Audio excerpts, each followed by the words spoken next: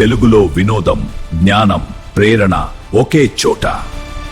ప్రతి వీడియోలో మీకు కొత్త అనుభవం, మనసును తాకే కథలు, జీవితానికి ఉపయోగపడే సందేశాలు మరియు మీకు ప్రేరణనిచ్చే విషయాలు.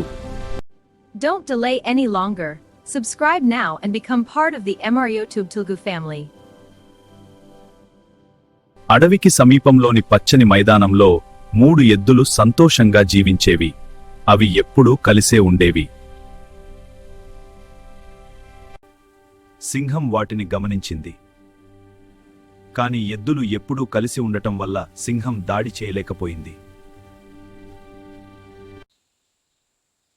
ఇవి కలిసి ఉన్నంతవరకు నేను ఏమీ చేయలేను. వీటిని విడదీయాలి.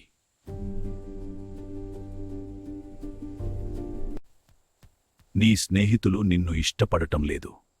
సింహం నల్ల ఎద్దు దగ్గరకు వెళ్లి అబద్ధం చెప్పింది. అనుమానం పెరిగింది. అవి ఒక్కొక్కటి ఒంటరిగా ఉండటం ప్రారంభించాయి. ఐక్యత కోల్పోయాయి.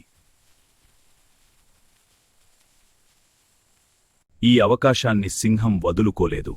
మొదట గోధుమ ఎద్దుపై దాడి చేసింది.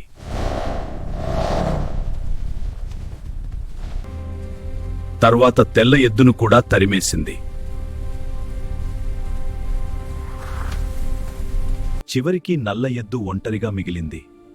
అప్పుడే తన తప్పు తెలుసుకుంది.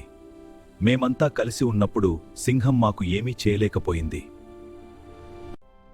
ఐకమత్యమే బలం. కలిసుంటే కలదు సుఖం, విడిపోతే నాశనం.